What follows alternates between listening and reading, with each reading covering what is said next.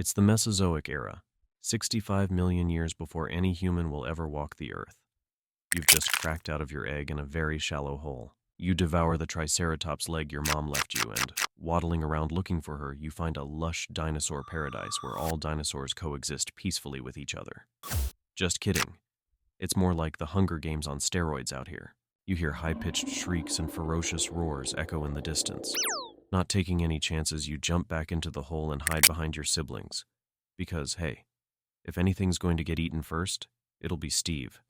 That was probably your mom enjoying a snack of her own, because if there's one thing she's good at, it's parenting other dinosaurs straight into extinction. The harsh truth is, you're now faced with only two options: survive or be food.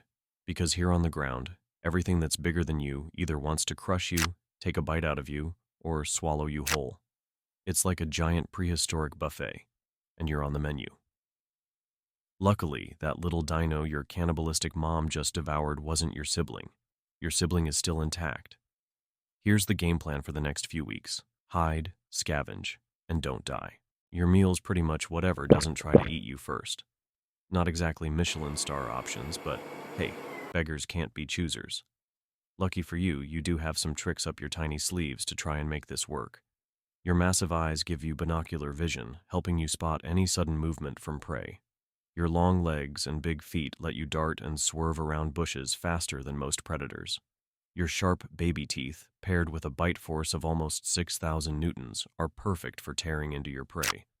One bite, and you'd slice through them like a hot knife through butter, except the butter is screaming for its life.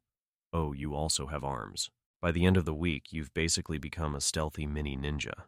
Your parents still bring you back the occasional lizard, but for the most part, it's up to you to survive. It's your 13th birthday. Honestly, you didn't think you'd make it this far, and you're now officially a T-Rex teenager. Your muscles bulk up like you're Arnold training for the next Mr. Olympia. You've now grown 25 feet, about as tall as a one-story house, and weighing in at a whopping 2 tons. You are basically the high school linebacker of the Mesozoic world. Nice. Your speed now reaches up to 20 miles per hour. It's still not as fast as Usain Bolt, but thankfully, he doesn't exist yet. You've also found yourself a healthier diet, decapitating your victims to access the yummier, more nutritious parts behind their head. That's when you spot something in the distance. It's a lone Triceratops grazing along the water. A juvenile.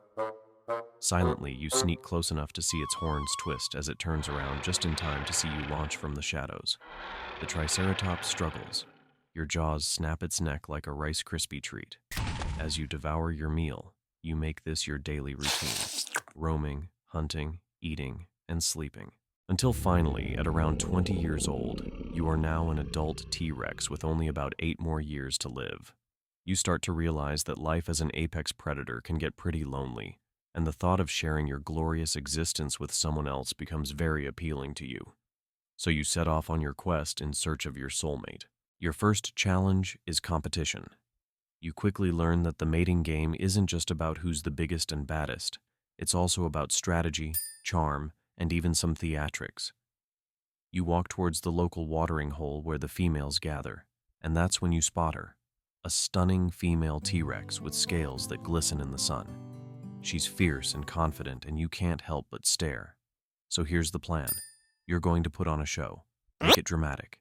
Show off your hunting skills and agility. First, by challenging the smaller dinosaurs, you take down a hadrosaur and let out a triumphant roar. Once you're done, you want to catch her attention, but more importantly, you want to send a message to all the other dinosaurs that want her too. The female T-Rex watches your display, a little intrigued. But wait, don't get too excited yet. Your show seems to have attracted other sorts of attention too. A fierce and angry adult T-Rex is also looking at you. It seems you've crossed into his territory. You really should have checked where you were before you started your performance. The ground shakes as the two of you clash, fighting tooth and nail to get the upper hand. This is a showdown that would determine the next ruler of this valley and who gets the girl. You dodge your opponent's powerful jaws and counter with a quick swipe of your tail. The other dinosaurs watch in awe as you emerge victorious, and you turn to see the female looking at you with a newfound respect. You've definitely caught her eye now. You offer her part of your hadrosaur feast, and she accepts the offering. Congratulations, you've got yourself a mate. Here's the thing, though. Finding a mate is only half of what's to come. T-Rex life hits hard when you're suddenly faced with parenting. You stand protectively over your very own shallow hole and clutch of eggs. You and your mate take turns guarding the nest, warding off any potential threats like scavenging raptors or pterodactyls that think they can snatch your babies. 4 months of restless nights later, your eggs begin to crack, and the sounds of hatchlings emerge. You can't help but feel a surge of pride. Each little T-Rex that breaks free is a testament to your hard work and determination. The world is not kind to the young. You know that firsthand. These little babies are part of you, but they're also about as helpless as a cow at a dance-off. You're going to need to give them guidance, protection, and probably a crash course in survival. At first, you do your best, bringing them back the occasional lizard, but eventually, they'll have to figure things out on their own if they want to live. So now it's up to nature to run its course. Seasons pass, and you've become recognized in the region. You've carved out a space for yourself, a domain where you rule without challenge. Life is good, but then the years begin to take their toll. You're not the spry, quick hatchling anymore.